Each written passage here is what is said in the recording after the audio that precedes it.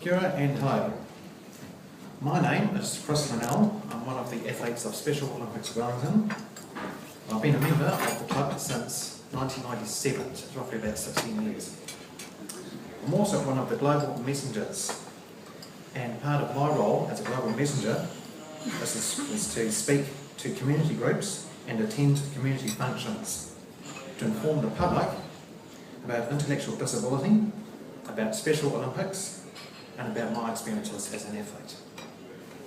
So today I'm going to be giving you an overall about what Special Olympics is and what we do for the community on a local, regional, national and international level.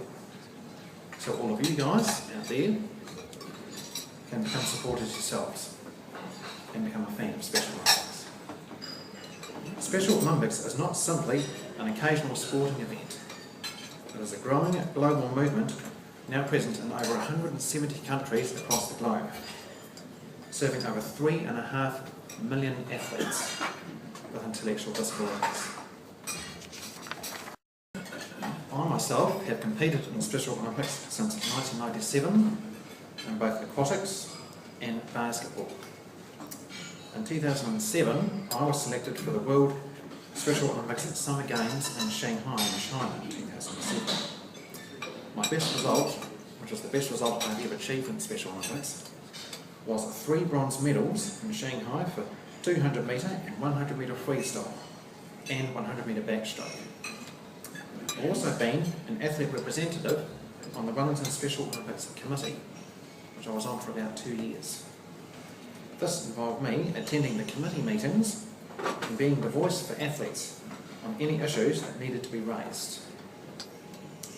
Along with Michael and Rebecca Heath, who are fellow global messengers, I was selected in 2010 to train as a global ambassador for Special Olympics. Since then, I have spoken at many functions. Last year, I accepted an award at the Wellington Airport Regional Community Awards on behalf of Special Olympics Wellington, where we won the top prize for the sports and leisure category, which was a cheque for 500. Being a global ambassador, I'm also an advocate for the other athletes. This involves talking to public groups about Special Olympics and how they can become involved. Since I joined Special Olympics, I have had many opportunities to meet new people and make friends, as well as develop physical fitness. I now help the Wellington coaches to teach the new athletes in the Wellington swim team, sharing my knowledge and experience to help the other athletes do their best. This has been one of my primary goals as a global messenger. It gives me a lot of pride too.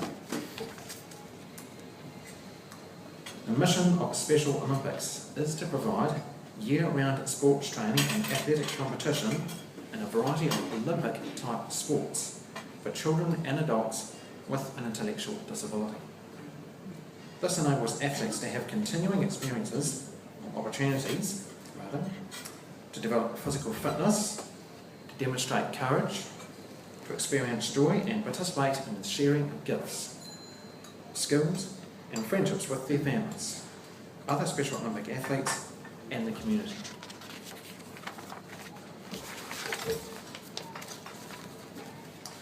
Special Olympics and Paralympics are 2 separate organisations recognised by the IOC, International Olympic Committee.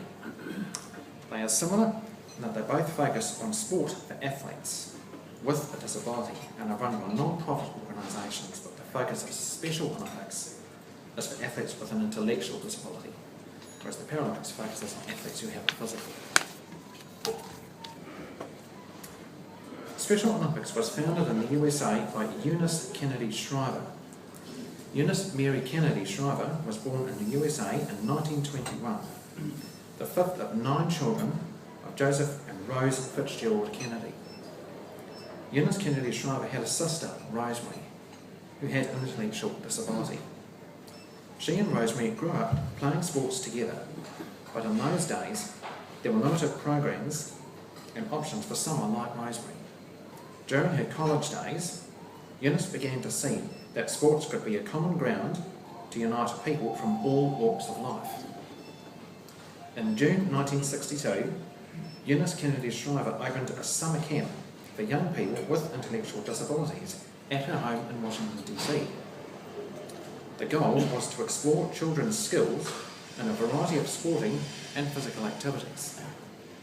She believed that if people with intellectual disabilities were given the same opportunities and experiences as everyone else, they could accomplish far more than anyone ever thought possible. She was the head of a family foundation that had a goal to improve the means by which society deals with citizens who have intellectual disabilities. Under Eunice Kennedy Shriver's leadership, the foundation achieved groundbreaking advances, including the creation and development of the National Institute for Child Health and Human Development in the US, along with establishing a network of research centres at universities across the United States. In addition to this, she advocated for change not only in the views of the scientific community, but also in the way the world viewed people with developmental disabilities, by championing for the acceptance of people with these disabilities in society. Eunice Kennedy Shriver died in August 2009. She is survived by her 5 children. Her second eldest son, Tim Shriver, is the chairman and CEO of Special Olympics. Since her death, during September each year in Wellington and around New Zealand, we acknowledge EKS Day to acknowledge her lasting legacy. And just before we move on, I quickly remember seeing her at the World Summer Games. I remember her standing in the stadium, and at the opening ceremony she stood up and she waved to everybody. And when the competition started, during my backstroke race in the final, she was actually sitting at the side of the pool watching me. Now, I didn't learn this until afterwards. In July 1968, the first International Special Olympics Games were held in Chicago in the US. From there, the Special Olympics movement has grown from a few hundred athletes to more than 3.7 million in over 170 countries across the world, providing year-round sports training, athletic competition and other related programs. At the opening of every Games and sports event, the athlete's oath is recited. Let me win, but if I cannot win, let me be brave in the attempt.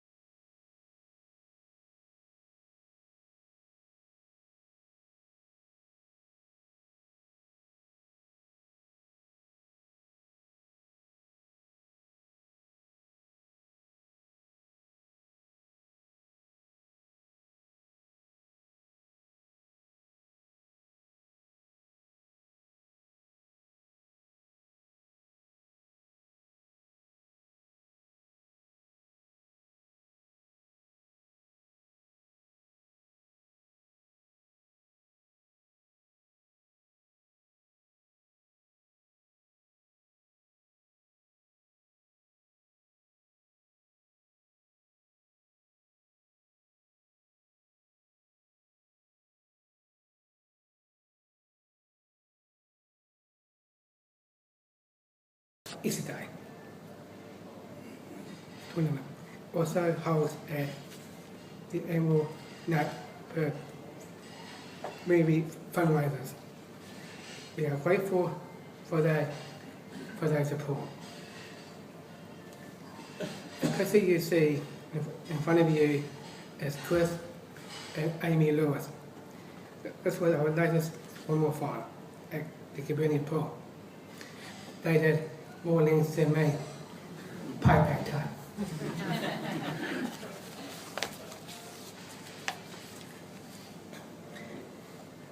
So, there are lots of international tournaments that athletes can have opportunity to compete in.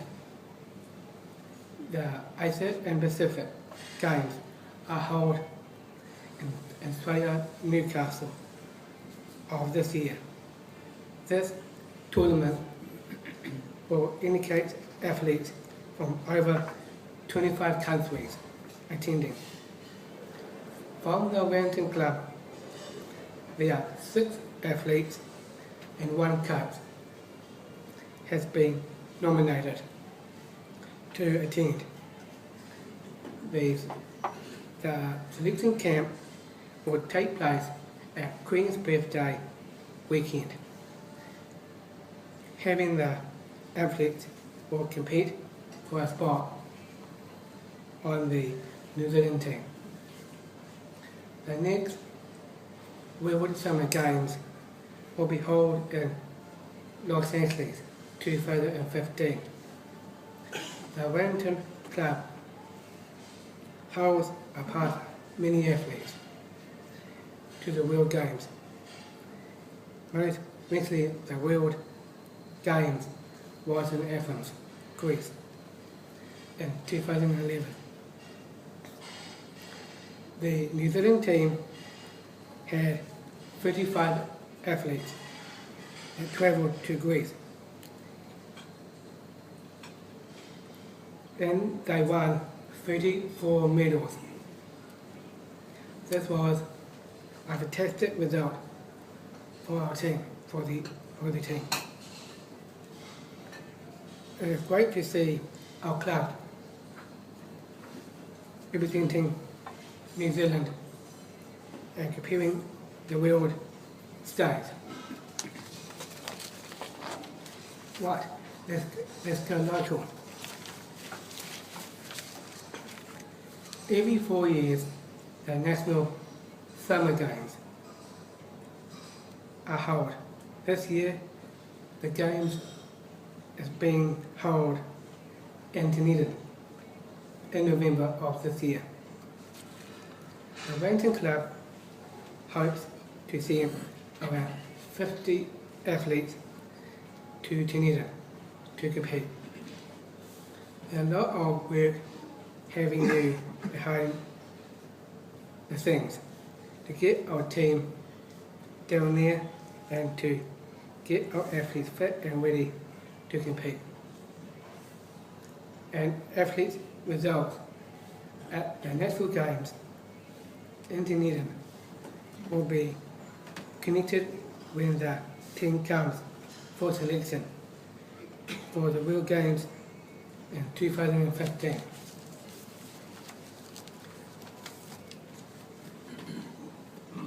Now for some breaking news.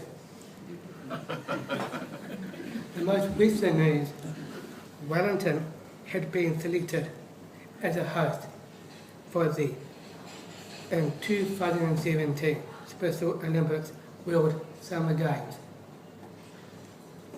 This is fantastic news for our club, for Wellington City as a whole.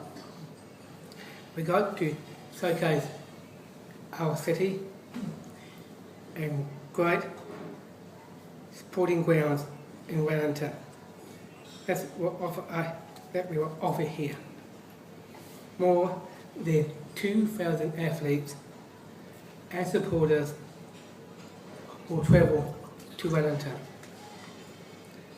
This is a very fantastic time for this. There will be lots of news about this in the coming years. So, watch this space.